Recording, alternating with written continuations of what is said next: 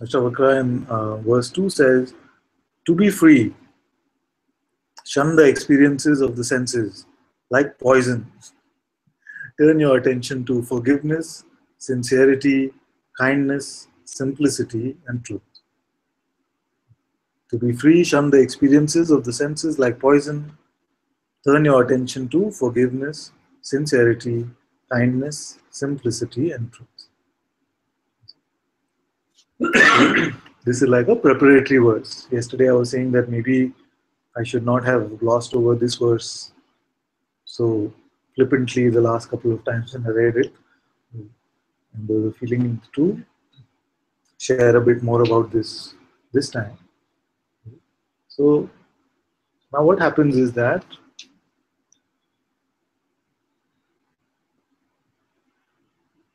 we find very often that as the urge to discover the self starts to appear here, it can feel like even in the worldly realm, aided by the mind, the amount of temptation, the amount of desire to engage with these four aspects of our life seems to also increase. So these temptations, they start to appear. Many times we have seen this in Satsang also, that we could come to Satsang and just when some clarity is starting to emerge, it can feel like, I found the perfect love of my life, the perfect man is here, the perfect woman. He's like, Hari is like, when is that going to happen for me?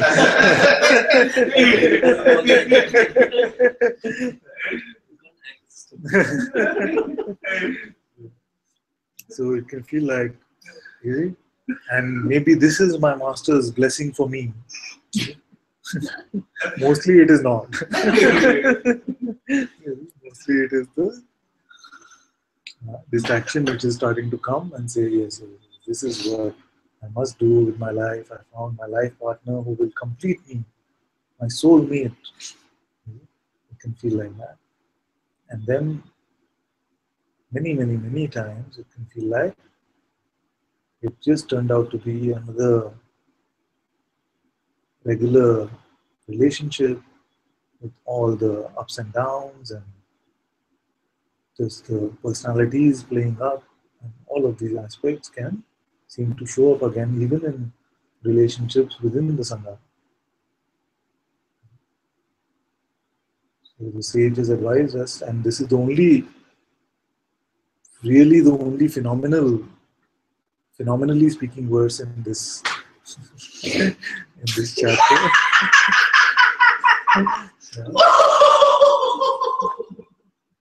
The sage is saying, to be free, shun the experiences of the senses like poison. Which means what? I'm not saying that you have to become celibate. I'm not saying that you have to renounce the world. But can we at least drop the meaning that has been given to all of this to our mind? This dropping, for me, is more important than trying to hide in a cave or getting away from day-to-day life. So, the sage is saying, shun the experiences.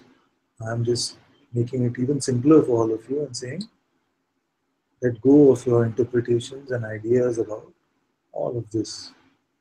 And you will find that life becomes so spontaneous and moment to moment. Turn your attention to forgiveness, sincerity, kindness, simplicity, and truth. So, like I was saying, this is the only phenomenal, personal seeming instruction given by the sage, where saying if you have a sense of what attitude I should have in this world, forgiveness, sincerity, kindness, simplicity, and truth are very beautiful attitudes to take, as long as you have the sense that you have some choice about these matters. Many times I've also said that when true spirituality comes in contact with this seeming phenomenal world, then kindness and love must be there. Forgiveness, all these are beautiful attributes: forgiveness, sincerity, kindness, simplicity, and truth. So, so there's a sense that there's a question of how to be in the world.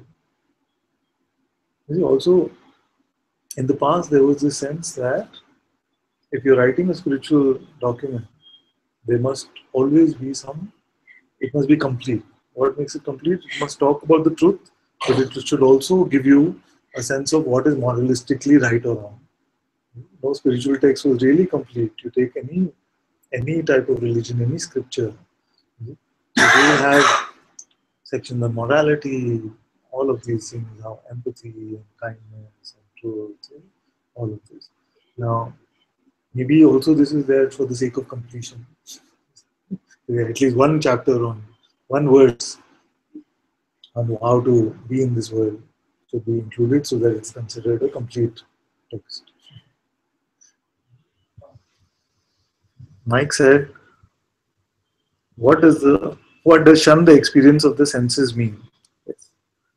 It just means that when the way that the sage was saying, I'll explain that first, and what my recommendation is, I'll come to that after that. Many world religions, world traditions have the sense that to come closer to the truth or to come closer to God, we must step away from sensory pleasure. So the ideas of celibacy, renouncing the world, becoming a monk, becoming a swami, all of these come from this very old idea, very traditional idea that to become closer to the self, to come to the truth, we must first renounce the sensory pleasure. We must renounce our greed, our lust, all of these things.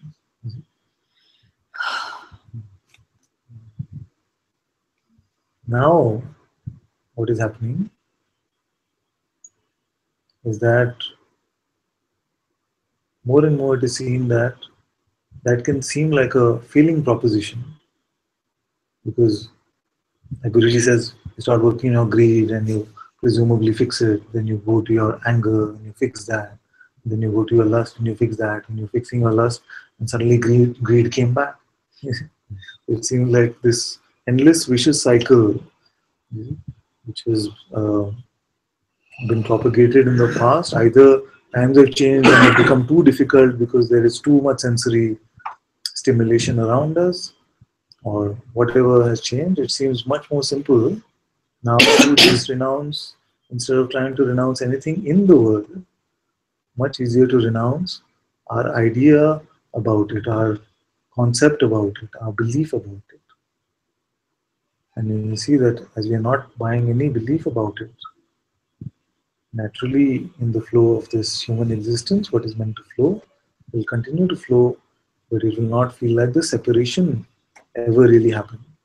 We find that to come close to God, closer than close, to see that I am that I am, all that is needed is this sense of openness, allowing these thoughts to just come and go without believing ourselves to be that which the thoughts are claiming us to be.